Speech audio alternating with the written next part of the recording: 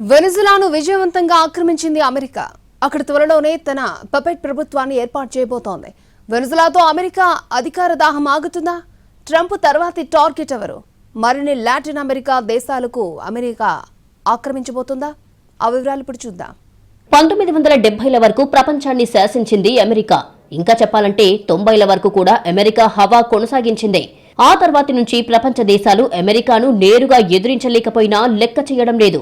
చాలా దేశాలు ధైర్యంగా అమెరికాను ఎదుర్కొన్నాయి. అలాంటి దేశాలను యుద్ధంతో అణచివేసిందే.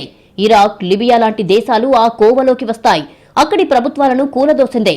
మళ్లీ ఇప్పుడు ప్రపంచాన్ని శాసించాలనుకుంటోంది అగ్రరాజ్యం. అందులో భాగంగానే వెనిజులాపై దాడి. 25 ఏళ్లకు పైగానే అమెరికా వెనిజులా మధ్య ఉద్రిక్తతలు కొనసాగుతున్నాయి. వెనిజులాలోని చమురు నిల్వలపై దశాబ్దాలుగా అమెరికా కన్ను ఉంది. అందుకే డ్రగ్స్ సాకుగా చూపుతూ వెనిజులాపై దాడి చేసింది. గతంలో ఇరాక్ పై దాడి చేసినప్పుడు ప్రాణాంతక ఆయుధాలను సద్దాం హుసేన్ తయారు చేస్తున్నాడని సాకుగా చూపించింది. ఇప్పుడు నికోలస్ మడురోపై డ్రగ్స్ ముద్ర వేసింది.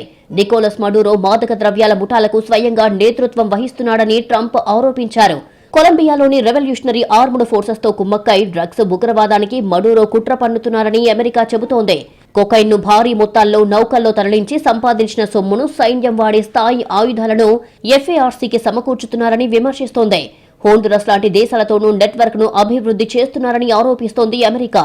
అందుకే నికోలస్ మడురోను బంధించింది. ఒక పని పూర్తయింది, తర్వాత మీ పనేనంటూ 3 దేశాలకు హెచ్చరికలు పంపారు అమెరికా అధ్యక్షుడు డొనాల్డ్ ట్రంప్. లాటిన్ అమెరికాలోని ప్రత్యర్థి దేశాలను డొనాల్డ్ ట్రంప్ హెచ్చరించారు.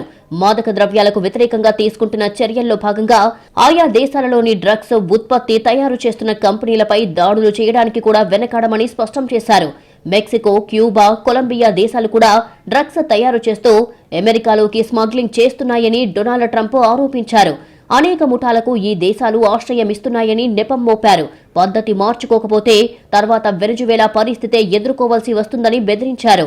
అమెరికా పొరుగు దేశమైన మెక్సికో డ్రగ్స్ కార్టెల్స్ ఆధ్వర్యంలో నడుస్తోందని, అక్కడ అమెరికా జోక్యం అవసరమని ట్రంప్ అభిప్రాయపడుతున్నారు. కొలంబియా కోకైన్ ఉత్పత్తి కేంద్రంగా ఉంది.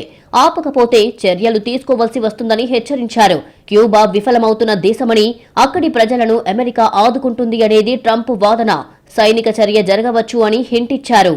1776లో స్వాతంత్ర్యం ప్రకటించుకున్న అమెరికా ఆ తర్వాత కాలంలో లాటిన్ అమెరికా దేశాలను తన గుప్పిట పెట్టుకుంది. 1798 నుంచి తాజాగా వెనిజువేలా వరకు 700కు పైగా సందర్భాల్లో సైనిక చర్యకు దిగింది. మెక్సికో, పనామా దేశాల భూభాగాలను స్వాధీనం చేసుకోవడంతో పాటు అనేక దేశాల్లో ప్రభుత్వాలను కూలదోసింది. తనకు అనుకూలమైన వ్యక్తులను అధికారంలో కూర్చోబెట్టింది.